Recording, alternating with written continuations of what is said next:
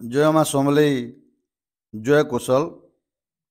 ସମସ୍ତଙ୍କୁ ଆମର ଇତିହାସ ଶୁଣୁଥିବାର ଦେଖୁଥିବାର ଦର୍ଶକମାନଙ୍କୁ ବହୁତ ବହୁତ ଅଭିନନ୍ଦନ ଆର ଶୁଭେଚ୍ଛା। ଆଜିର ଆମର ଇତିହାସର ଗୋଟେ ନୂଆ ଏପିସୋଡ଼ରେ ସମସ୍ତଙ୍କୁ ଫେର ସ୍ୱାଗତ ଜଣାଉଛୁଁ। ଆଜିର ଇ ଏପିସୋଡ଼ ଥି ଆମେ ଜାନ୍ମା ସମ୍ବଲପୁରର ଭିକ୍ଟୋରିଆ ଟାୱାର ବିଷୟ थी। ପଶ୍ଚିମ ଓଡ଼ିଶାର ଐତିହାସିକ ଆରୁ ସଂସ୍କୃତିର ପ୍ରାଣକେନ୍ଦ୍ର ହେଉଛି ସମ୍ବଲପୁର।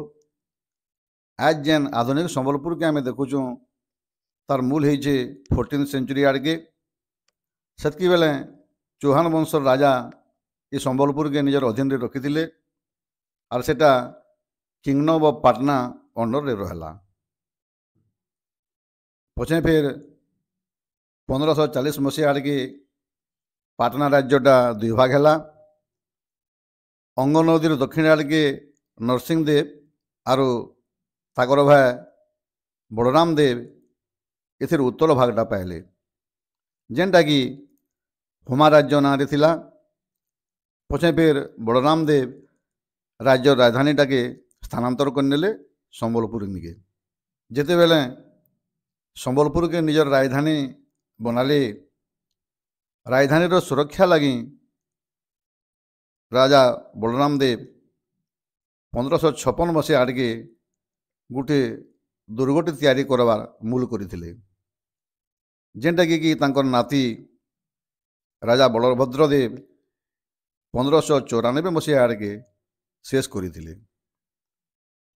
ଇ ଦୁର୍ଗଟା ମହାନଦୀ ଖଣି ବନା ହେଇଥିଲା ଆର୍ ଏଇଟା ବାଲିବନ୍ଧାନୁ ମନ୍ଦଲିଆ ଯାଏ ଲମିଥିଲା। ଇତାର ଲମ୍ବା 2443 ଫୁଟ ଆରୁ କାନ୍ଥିମାନଙ୍କର ଉଷାର 4 ହାତ ଲେଖା ଥିଲା। ଏଥି ଫେର 6ଟା ପ୍ରବେଶ ଦ୍ୱାର ଆରୁ ବହୁତଟି ଗୁରୁଜମାନେ ଥିଲା। ପ୍ରବେଶ ଦ୍ୱାର ଭିତରୁ ଏହାଦେ ବି ଗୋଟେ ଅଛେ ଯେନ୍ଟାକି ସମଲେଇ ଦ୍ୱାର। ସେଟା ସମଲେଇ ମନ୍ଦିରର ବ୍ୟାକ୍ ସାଇଡ଼ରେ ଅଛେ ବୋଲିକରି ଜଣାପଡ଼ିଛି। ଇ ଦୁର୍ଗର ଗୁରୁଜମାନଙ୍କର ଉଚ୍ଚା 17 ଫୁଟ ଲେଖା ଥିଲା ଆରୁ ପରିଧି ପ୍ରାୟ 72 ଫୁଟ ଥିଲା। ମହାନଦୀକେ ଲାଗିକରି ଇହାଦେ ବି କେତେଟା ଗୁରୁଜ ଦେଖବାର୍କେ ମିଲ୍ସି। ଇହାଦେ ଯେତ୍କି ବି ଗୁରୁଜ ଅଛେ ସେ ସବୁର ବନାବାର ଶୈଳୀକେ ଦେଖିଲେ ଜାଣି ହେଉଛେ ଯେ ସବୁ ଗୁରୁଜମାନଙ୍କର ଗଠନ ଶୈଳୀ ଅଲଗା ଅଲଗା। ଆର୍ ରାଜା ନିଜର ଗଡ଼ର ସୁରକ୍ଷା ଲାଗି ବୋଧ ହୁଏ ଇଟା ଏନ୍ତା ହିସାବେ ବନେଇଥିଲେ। ଇ ଗୁରୁଜମାନଙ୍କର ଲାଗି ଥରେ ସମ୍ବଲପୁର ଗଡ଼ବାସୀ ମରାଠାମାନଙ୍କର ଠାନୁ ସୁରକ୍ଷିତ ହେଇଥିଲେ। ଇ ଘଟଣାଟା ଏନ୍ତା ହେ ଯେ ଥରେ ପରେ ମରାଠାମାନେ ସମ୍ବଲପୁରକେ ଆକ୍ରମଣ କରବାର୍ ଲାଗି ଆସିଥିଲେ ଆରୁ ସେତେବେଳେ ରାଜାଙ୍କର ବୁଦ୍ଧି କୌଶଳ ବନେଇକରି ତାଲଗଛର ଗୟାରମାନଙ୍କୁ ବୁରୁଜମାନକେ ରଖାଯାଇଥିଲା, ଯେନ୍ଟାକି ଧୁରିଆନୁ ମରାଠାମାନଙ୍କୁ ତୋପ ବାଗିର ଦିଶିଲା। ଆଉ ସେଟା ଦେଖିକରି ସେମାନେ ଆର୍ ଆକ୍ରମଣ କାଣା କରତେ ଡରେଁ ପଳେଇ ଯାଇଥିଲେ। ଧୀରେ ଧୀରେ ଏତା ରକ୍ଷଣାବେକ୍ଷଣ ଅଭାବ ଲାଗି ଏଇଟା ଧ୍ୱଂସ ହେବାର୍କେ ଯାଇଥିଲାନ।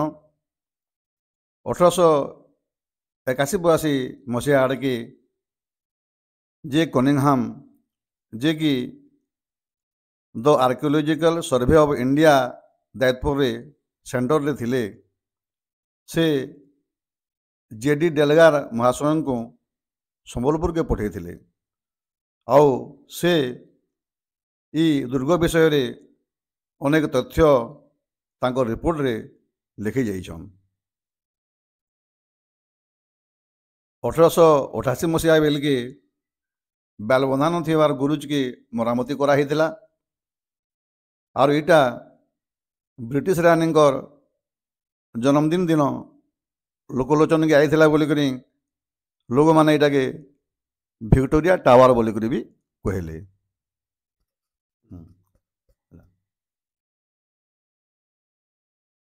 ଇ ଗୁରୁଜକେ ଆର ଥରେ 1998ରେ ସମ୍ବଲପୁରର ପୌର ପରିଷଦ ମରାମତି କରିଥିଲା। ଆଗନୁ ଇ ବୁରୁଜନୁ ଠିଆ ହେଇକରି ଲୋକମାନେ ମହାନଦୀର ବନ୍ୟା ଜଳକେ ଉପଭୋଗ କରୁଥିଲେ। ଆରୁ ଅନେକ କବି ଦାର୍ଶନିକ ଇ ବୁରୁଜ ଆର୍ ତାର ଉପରୁ ପିଲାମାନେ ଡେଗିକରି ଗାଧବାର ମଜା ନେଉଥିବାର ଦୃଶ୍ୟ ବି ତାଙ୍କର କାବ୍ୟ କବିତାରେ ଲେଖିଛନ୍। ଇହାଦେ ଆମର ଅନେକ ଗୌରବମୟ ଇତିହାସକେ ଦେଖିଥିବାର ଗୁରୁଜମାନେ ଅବହେଳିତ ହେଇକରି ପଡ଼ିଛନ୍। ଯାର ଦେଖା ରେଖା କଲେ ଇଟା ଯୁବପିଢ଼ିର ଲାଗି ଗୋଟେ ଦର୍ଶନୀୟ ସ୍ଥାନ ହେଇପାରତା। ଆଶା କରୁଛୁଁ ଯେ ଇ ଏପିସୋଡ଼ଟା ଆପଣମାନଙ୍କୁ ଭଲ ଲାଗିଥିବା। ଯଦି ଆପଣମାନେ ଏବେ ଯାଏ ସବସ୍କ୍ରାଇବ୍ ନାଇଁ କରି ବୋଲେ କରିନଉନ୍। ଆରୁ ଆମର ଗୌରବମୟ ଇତିହାସ ବିଷୟରେ ଅଲଗା ଲୋକଙ୍କୁ ବି ଜାଣବାର୍ ଲାଗି ପ୍ଲିଜ୍ ସେୟାରଟେ ବି କରୁନ୍। ମା ସମଲେଇ ସମକୁ ଭଲେ ଭଲେ ରଖିଥାଉନ୍। ଫେର୍ ଗୋଟେ ନୂଆ ଆମର ଇତିହାସର ଏପିସୋଡ଼ ଦେଖବାର୍ ଲାଗି ସବେ ଫେର୍ ଜଲ୍ଦି ଭେଟ୍ ହେମା। ସମସ୍ତଙ୍କୁ ସାରସ୍ୱତ ଅଭିନନ୍ଦନ, शुभेच्छा। जय माँ समलेई, जय कुशल।